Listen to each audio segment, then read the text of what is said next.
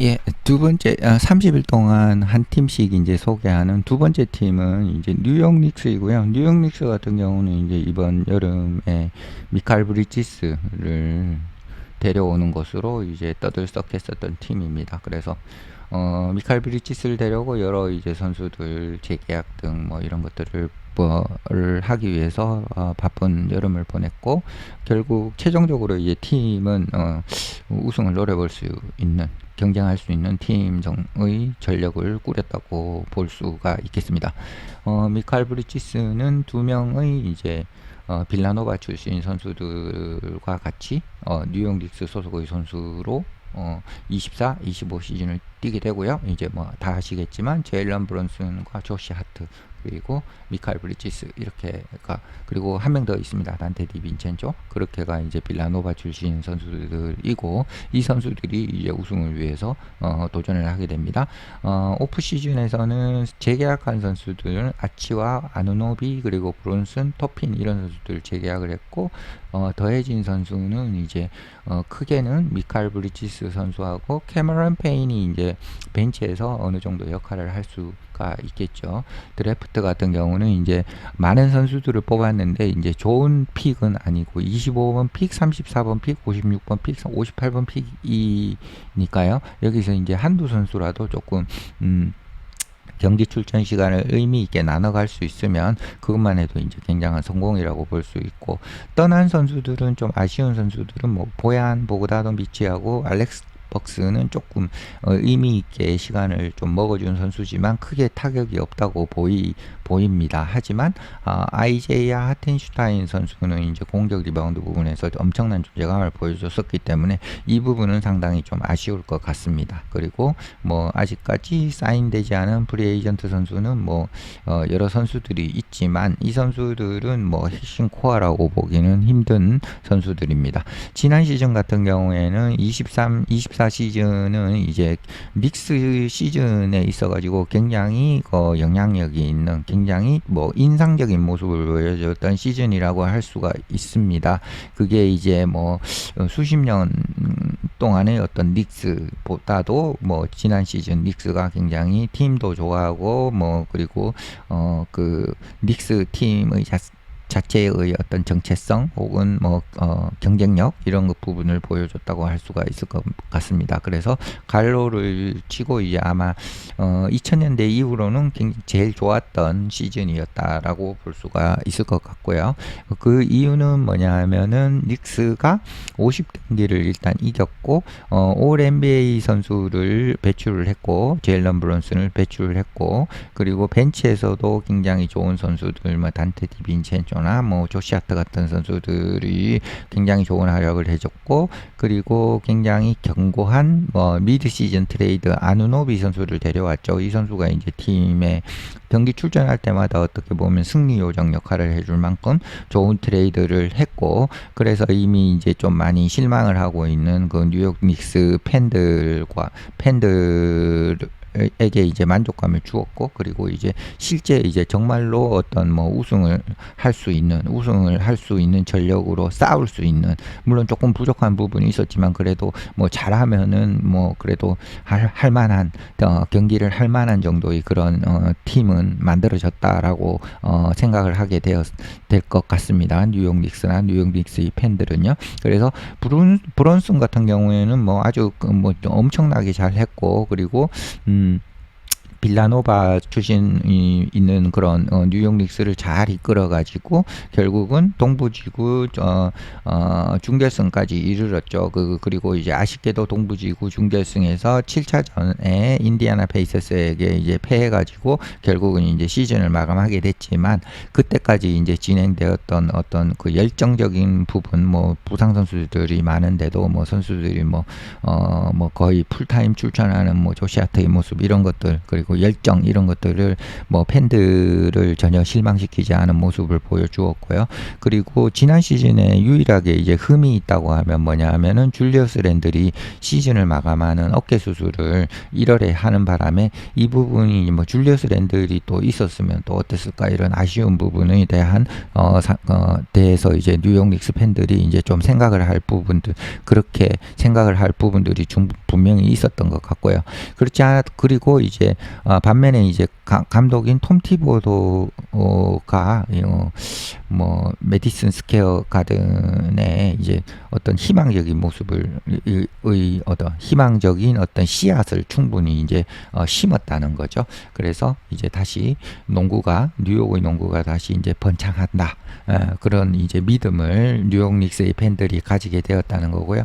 여름 같은 경우는 여름에 이제 그 어떤 팀 뉴욕 닉스가 이제 바쁜 여름을 보냈는데요. 거기서 이제 레온 로즈가 이제 프레지던트인데 이미 그가 잘 했던 것들을 또 뛰어넘을 만큼 또 열심히 했죠. 그래서 브리치스를 데려왔습니다. 네츠에서 브리치스를 데려와 가지고 이 부분이 이제 브리치스가 팀이 정확히 원했던 그런 부분들을 이제 채울 수가 있게 되었고요. 물론 이 브리치스를 트레이드하면서 이제 5개의 미래의 1라운드 픽을 잃어버리게 되었지만 닉스가 우승을 다투게 된다면 그거는 이제 모두가 아무도 신경 쓰지는 않을 거예요. 일단 그걸 목표로 하고 그 1라운드 많은 픽들 5개의 픽을 이제 네츠에게 전달을 해준 거니까요. 거기에다가 더해서 브론슨 같은 경우에는 팀 친화적인 계약을 해 주었습니다. 일단 4년 1억 5,600만 불에 달하는 계약을 해서 이 오랫동안 또 브론슨 선수가 뉴욕 닉스 선수로 남아 있는 것을 이제 확인시켰고요. 그래서 이 팀 친화적인 계약을 했기 때문에 닉스가 또 다른 로스터를 풍성하게 만들 수가 있었어요. 그래서 아누노비의 연장 계약이 또 있었고 아누노비 연장 계약은 5년 2억 1,200만 불이니까 뭐 슈퍼 에이스인 브론슨과 별다른 금액적으로 차이가 없을 만큼 아누노비도 좋은 계약을 했고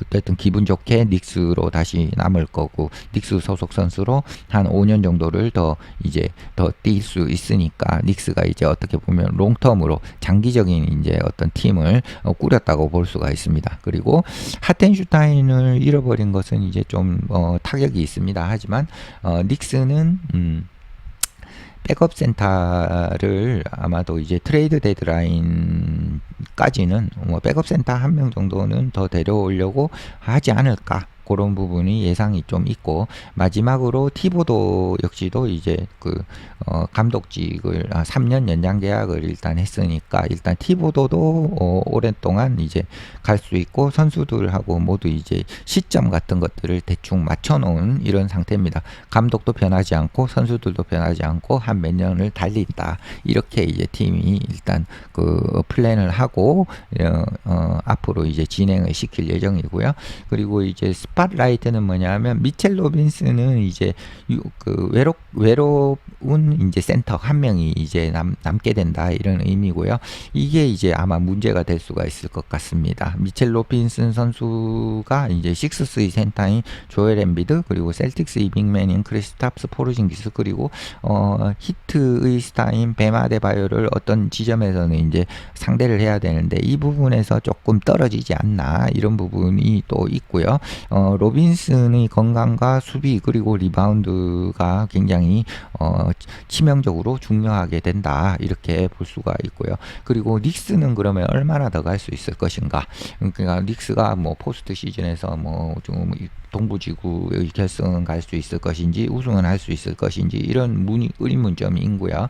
그리고 50년 가까이 이미 이제 우승을 못했다는 거죠. 이제 그래서 닉스는 그 이후로 이제 뭐 가슴 아픈 일들도 많이 겪었고 그것들이 이제 매니지먼트가 좀 나쁘게 이렇게 매니지먼트를 잘 하지 못해서 그래서 어려움을 겪었고 그리고 또 굉장히 마이클 조던의 전성기 이런 부분에 또 부딪혔던 부분 그 당시 이제 닉스의 팀 전력은 좋았지만 있었지만 마이클 조던이 전성기를 당해낼 수 없었던 부분, 그리고 닉스 같은 경우는 이제는 뭐 그래서 어떻게 보면은 이제 지옥 같은 어떤 시간들을 보내다가 이제는 좀 희망의 불꽃을 태울 수 있는 그런 시점이 왔다라고 볼 수가 있습니다.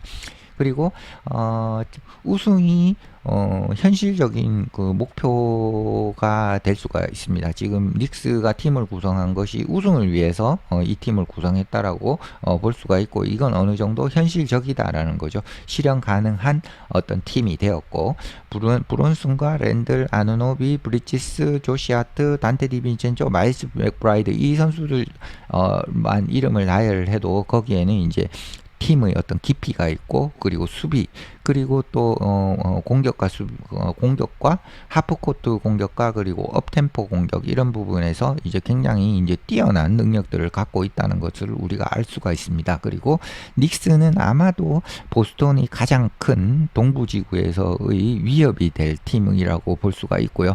저 역시도 다음 시즌의 동부지구에서는 뉴욕 닉스와 보스턴 셀틱스의 경기는 빠지지 않고 뭐 놓치지 않고 보려고 일단 마음을 먹고 있는 거 보면 많은 팬들이 이 두 팀의 경기, 보스턴 셀틱스와 뉴욕 닉스의 경기를 많이 기대를 할 걸로 저는 예상을 합니다. 네, 뉴욕 닉스가 이제 드디어 어두운 터널에서 나와서 희망적으로 어떻게 우승을 노려볼 수 있는 전력이 되는 부분을 보고 있으니까 저도 이제 많이 기대가 됩니다. 이번 시즌이 참 기대가 되는 뉴욕 닉스였습니다. 네, 마치겠습니다.